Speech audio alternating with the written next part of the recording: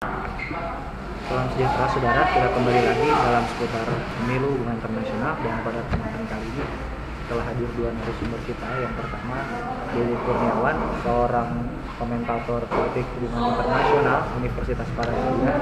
Ya, selamat siang. Lalu kita juga kedatangan tamu, seorang pengamat yang juga kolega dari salah satu calon kandidat ketua dan wakil ketua HIMAI periode 2011, yaitu Felix Marta. Ya, selamat siang. Nah, saya ingin mengajukan pertanyaan atau komentar perihal munculnya hanya dua pasang dalam dua bipolar kekuatan ini antara 2008 dan 2009. Nah, bagaimana menurut Mas Dede Kurniawan hanya muncul dua pasang saja, Mas? Ya, terima kasih Mas Wahyu.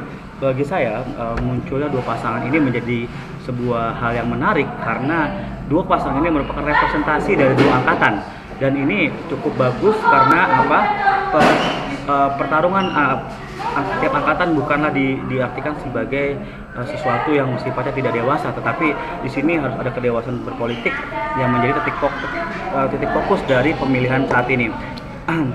Ketika pertarungan politik antara dua angkatan ini, yang salah satu Azam dan juga Sir yang merepresentasi dari angkatan 2008, dan juga Adi dan juga Bella yang merupakan representasi dari angkatan 2009, ini cukup bagus asalkan dua pasang ini mengedepankan kedewasaan dalam berpolitik itu sendiri.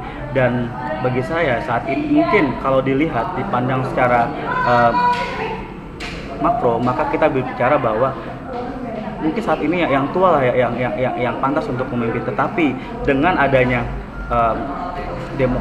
egalitarian di dalam hal itu sendiri, maka yang tua juga memberikan kesempatan bagi yang muda untuk bersama-sama berkompetisi di dalam mengemban estafet kepemimpinan HI 2010-2011, seperti itu. Nah, menurut pendapat Felix sendiri, bagaimana peluang 2009 itu sendiri dalam memenangkan kompetisi yang face to face ini 2008 dan 2009? Saya kira kalau kita berbicara peluang, entah 2008 atau 2009, dua-duanya memiliki kompetensi yang sama-sama besar. Tapi saya mencoba melihat bahwasannya saat ini saya rasa peluang bagi 2009 itu lebih besar, karena sebelum-sebelumnya memang pemimpin di hubungan internasional itu cenderung mengikuti jangka tahun angkatan demi angkatan, jadi berurutan. Sebelumnya 2007, kemudian dipimpin oleh 2008. Nah, akan tetapi saya kira kalau sekarang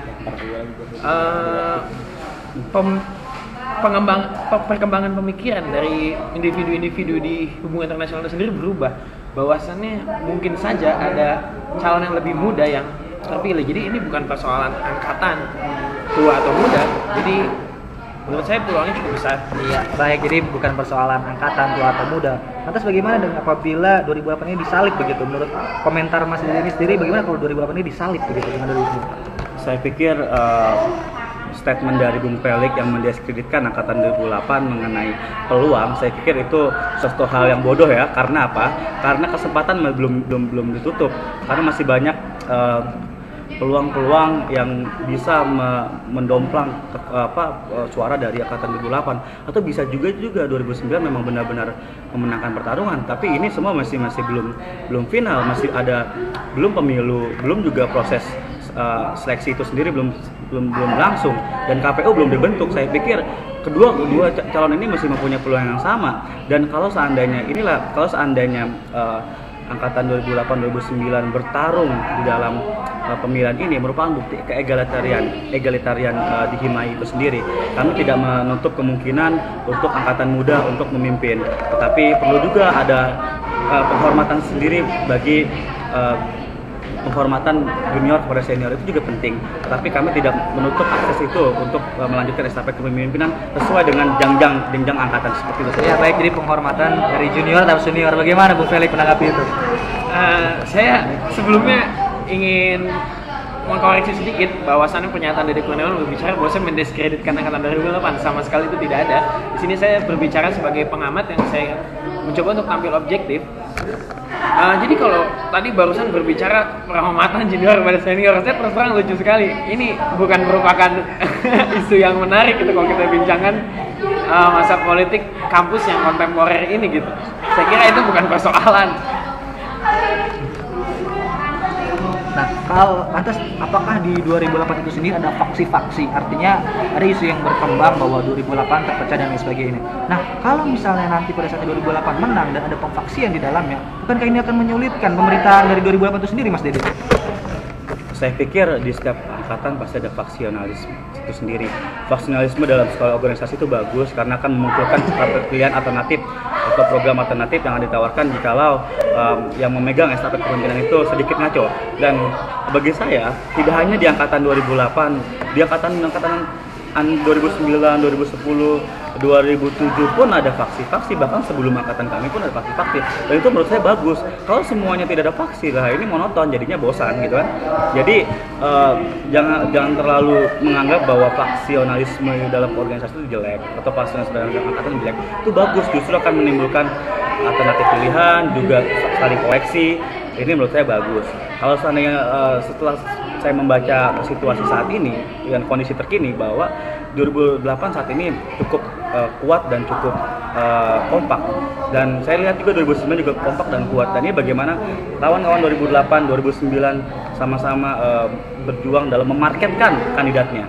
Seperti itu, saya pikir 2010 menjadi sebuah komoditi suara yang akan diperebutkan dalam pemilihan umum ini.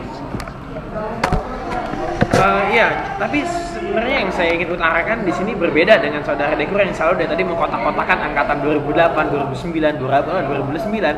Menurut saya itu hanyalah sebuah identitas yang memang berpengaruh nantinya, hanya saja yang menjadi isu sekarang bukanlah masalah angkatan atau angkatan, tapi kapabilitas dari calon itu sendiri.